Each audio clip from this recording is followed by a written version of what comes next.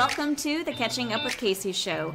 If you are tired of chasing buy-in, frustrated with teams who can't seem to get on the same page, or over the constant struggle of holding people accountable without micromanaging, this is the show for you.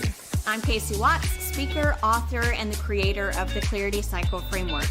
I help leaders just like you take teams from frustration to alignment so teams can work collectively toward a common purpose in a committed way instead of against each other as though they are functioning in different organizations. And we do it all through the craft of clarity. Whether you lead from the middle or you are the front-facing leader of your organization, on this show, we bring clarity to the seemingly small things in leadership that make the biggest difference, because clarity precedes capacity. Now, with all of that said, let's dive into today's episode.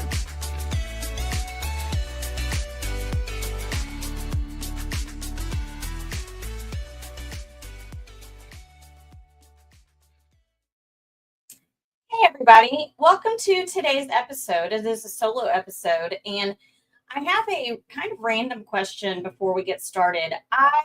Every time I listen to a podcast, I think about, and I listen to podcasts just about every single day, including I will listen to my own podcast, again, just to see what kind of adjustments I want to make, or what were the things that we discussed that might be best for a follow-up conversation.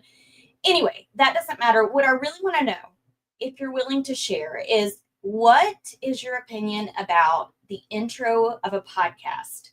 Are you someone who skips past the intro because you've heard it a million times, or do you prefer to hear an intro?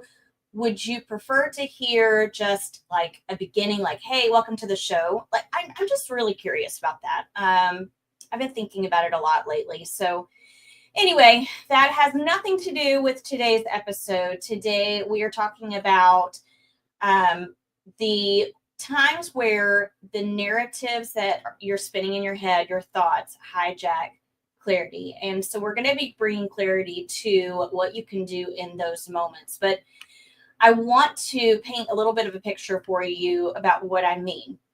Now, in this episode, really what we're thinking about is any kind of conversation or meeting that you're about to have that produces these thoughts that makes things really cloudy for you. So let me ask you this. Do you ever find yourself imagining scenarios that aren't likely to ever happen? But if they did happen, you would know exactly what to say, and you would come out of this conversation feeling like a baddie. And I use that word because I'm not going to use another word on this show. But like, you come out feeling like, oh, that was a total bad A movement, right? You imagine these scenarios typically when you're anxious or nervous about something, or when you're really peeved about something or someone. And it could be that you're reliving a meeting that you've had, right? Like you leave the meeting and you're thinking about all of the things that you wish you would have said, or how it could have gone differently. Or maybe you're preparing for the possibility of someone saying something to you. I remember as a teacher working for a leader that I simultaneously wanted to impress and also didn't like. So this leader who I simultaneously wanted to impress, but also didn't like at the same time. Have you ever experienced that? It's such a strange place to be. She was a master manipulator in conversations. And once I was called into her office for a meeting for which she gave no indication what the meeting was about. I had no idea. It was just that we needed to discuss some things. And I left from her inviting me into this conversation. I was thinking, oh my gosh, what are all of the things that I've done wrong? What is it that she wants to talk about? It drove me crazy because I really had no idea. And I imagined all of the things that she might say and how I might respond. And the thing about these movies that we play in our heads is that we don't get to, in reality, control the narrative, right? So in our movies that we create, we control the setting, we control the characters, we control the plot. These fictitious mind movies rarely turn out as we plan. And when they don't turn out as we planned, we either leave the meeting or the conversation feeling defeated, or we're creating these new past tense movies that play out how it could have gone differently. And neither of these are helpful. Sometimes you go into conversations having prepped for the worst, and it turns out to be not nearly as bad as you expected. But what I want to say about these movies that we create, and we all do it, and I'm prone to it myself, even after years of practicing different techniques. The movies really just create mental chaos. They just create mental chaos.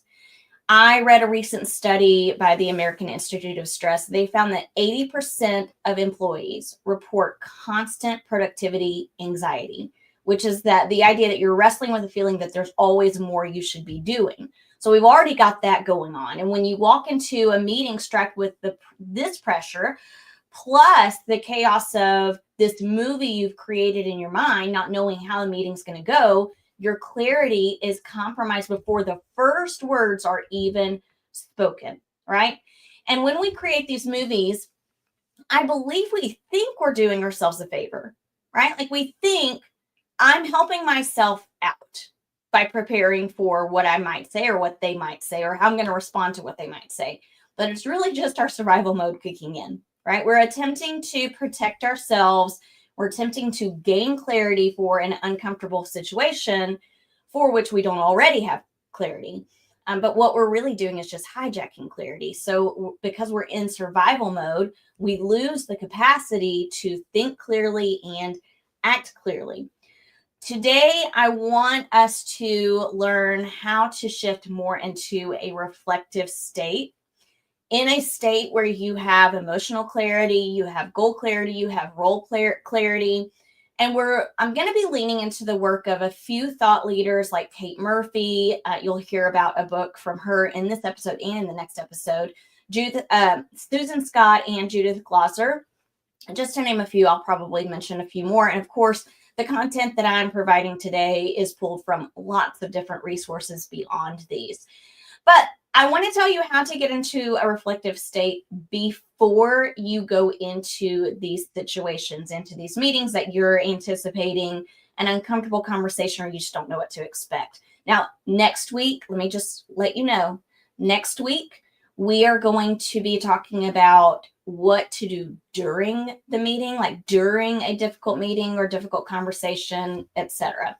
If you're watching live, maybe you're noticing this, but my camera is blurring in and out, which is really strange to me. Okay, I'm not going to let it bother me. Here we go. So how do we gain, or how do we get into a reflective state before a meeting, before a hard conversation, so that we can gain some sort of clarity? Because we want to walk into these situations with clarity, but there are only certain things that we can have clarity about, okay? Here are the 3 things. Know that we're going to talk about today. Obviously, there are so many more things, but I'm just talking about 3 right now. Know that the only person you can control is yourself. That's number 1. Number 2, let go of assumptions. And number 3, lean into learning. So let's unpack each of those. If you have gone through the Clarity Cycle Framework training with me, or you've listened to me speak at any event, you have heard me say this. You've heard me say the only person you can control is yourself. You've also heard me say another thing we're going to talk about today is let go of assumptions. And these are mantras that I bring into any content. And I'm bringing it up again today in this podcast. You probably heard it in multiple other episodes. We know that it's so funny. We know that we are the only person we can control, right? I can only control myself, but that makes things uncertain. I know I can control myself, but I'm uncertain about how someone's going to respond or what they're going to say to me. And I don't know exactly how I'm going to react in the moment. And because of that uncertainty, we start to create these narratives or movies. But since we already know that the only person we can control is ourselves, then we have to anchor to that fact in those really uncomfortable situations where we find ourselves beginning to craft these elaborate stories. How do we do that? I'm going to say the most simple thing you've ever heard, and you're going to probably respond with, that's not a strategy. The response is just stop. Just stop. And I know it is so much easier said than done, and it does take practice. And it may not work in the beginning, and it may not always work, but I'm advocating that you literally say to yourself, you've got this inner conversation going on anyway. You have control of saying to yourself, stop. Then repeat the mantra. The only person I can control is myself. What about yourself can you control? Well, you can control the assumptions you're making, and you can control the way that you're approaching the conversation or the meeting, which is what we're going to go into next. So literally, when you notice yourself, just you have to capture those moments and put a stop to the movies that you are creating and respond to yourself saying, stop. The only person you can control is yourself. Now, if that is true, then we have to consider, what about ourselves can we control? Again, we can control the assumptions that we make and the way we approach the conversation. So that brings me to my next point. We know we're the only person we can control. Now we have to let go of harmful assumptions. Our brains are wired to make assumptions, and our assumptions may even be reasonable, right? And sometimes they can be darn accurate. But if we don't push back on our assumptions, or we don't check our perceptions with others, our assumptions can be extremely harmful. I'm reading a book suggested by Jim Knight.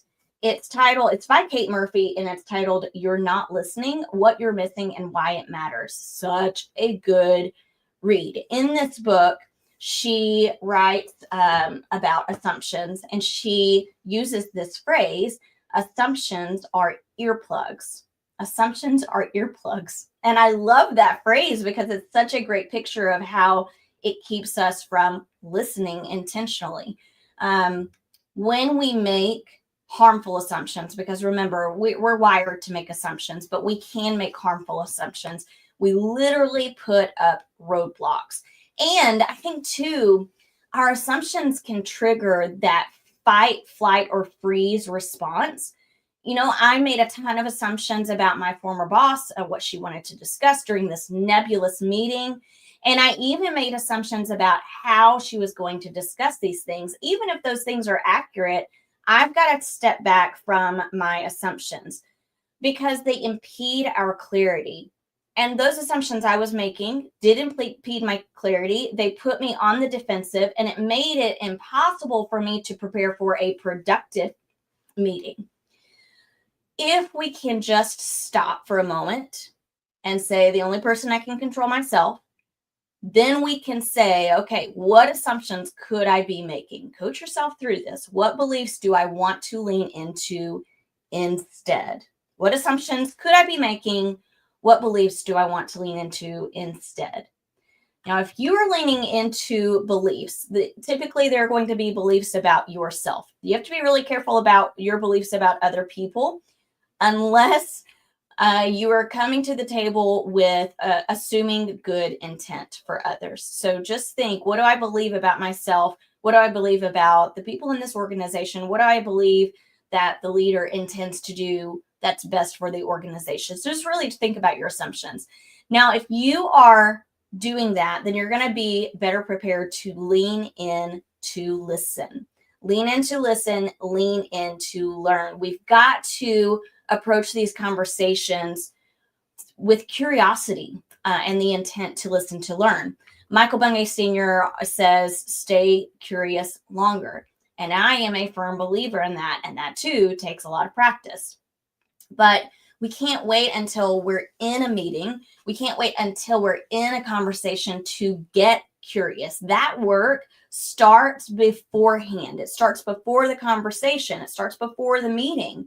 I did an episode a few weeks back about using a reframing strategy to kind of get out of negative mindsets. That's a very, very useful tool or strategy to use in situations where you're prone to create this. Actually, what I want to say is you're prone to serve as a movie director, right? In situations where you're prone to start crafting these movies, it can be helpful to use that reframing strategy. I'll tag that in the episode show notes so you can go to it. So just know that that is helpful. Another thing that is helpful is to ask yourself, as you're stopping and you're reflecting, ask yourself, what do I want to learn from this conversation? What do I want to learn from this meeting? And then ask, who can I learn from? Who is it I need to learn from? What narratives, we've already kind of talked about this, but what narratives or assumptions do I need to let go of in order to learn? And if we are going to learn, we have to be ready to listen. You cannot prepare for what someone else is going to say to you, but you can practice listening. That is a way to prepare yourself. Notice we're constantly thinking about ourselves. Yes, because you are the only person you can control, but also these are skills that are imperative for you to build if you want to have productive conversations and you want to experience dialogue instead of a one-way conversation. So you can't practice for what people are going to say, but you can practice listening. And you have to, as you're practicing listening, really just ask yourselves, what is it about my body that's going to show that I'm listening? How am I going to lean in instead of leaning back with my arms crossed? What about you will show that you are listening? We're going to talk more about this next week. And then if I just want to say, and we're going to talk about this too next week, so I probably shouldn't get into it too much, but just a sneak peek. If you are remaining curious, if you're practicing that, you've set yourself up to do that during the conversation or meeting, it's going to ease the conversation for not only you, but for the other people involved. Okay, again, more on that next week. So to close, when you find yourself creating this narrative that's hijacking clarity, pause. Do everything in your power to tell yourself to stop. Take a deep breath and then remember these three things. Let these three things be mantras for you. The only person I can control is myself. I've got to let go of harmful assumptions. I want to question the assumptions that I have. I want to lean into learning, which means I've got to prepare to be curious. What is it that I want to learn during this conversation? One way that you can build these skills is by learning alongside your instructional leadership team and go through the Clarity Cycle Framework training. This is a 2-day professional learning institute where I work with you and your instructional leadership team. We learn how to not only gain clarity, but create clarity around a singular focus for your campus. But we also develop these reflective leadership skills and habits. I talk about a lot of the things that I mentioned in this episode and more. So you can find out more about that at catchingupwithcasey.com/clarity cycle framework. Here's how I like to put this to a lot of organizations who choose to work through the Clarity Cycle Framework training. We have all of these different narratives on our campuses, right? We have teacher narratives, we have leader narratives, we have special programs narratives, we have student narratives, we've got parent narratives, we have all of these different narratives, but specifically those narratives among the adults are so different that not only are there gaps among the adults on campus, but there are gaps in student learning because of that. And we develop these campus improvement plans year after year, and we're hearing the same language again and again and again. And I wonder if I was to walk through the halls of your campus tomorrow and ask people that are in the halls, hey, tell me about your area of focus and tell me about the goals that your campus is working toward this year. Would they all be able to confidently answer, and would they all be able to confidently implement and work toward those goals in their classrooms or in their offices, whoever it might be? If the answer is no, that's why we go through the Clarity Cycle Framework training. The Clarity Cycle Framework allows you to create teacher-friendly, staff-friendly language that enables them to be a part of your focus and goals, and it transfers that ownership. So no longer do you have this campus improvement plan that's 47 pages long and that doesn't mean anything to anyone. Okay, I would love to work with you on that. I would love to help you build these skills as a leadership team. Let's chat about it. Guys, I will see you in next week's episode. Hey, listener, I am so honored that you listened to today's episode, and I hope you gained something valuable from it. I'd also be honored if you did me 3 solid favors. First, subscribe to this show. I've got a lot of great content coming up, and I don't want you to miss any of it. Second, be sure you're following me on social media platforms. You can find me at Catch Up with Casey on LinkedIn or Instagram. And finally, if you are looking to book a dynamic and relatable speaker for your next event, conference, or retreat, I would love to bring a message about how the craft of clarity makes a significant impact on both leadership and life. Until next time, always remember, clarity precedes capacity.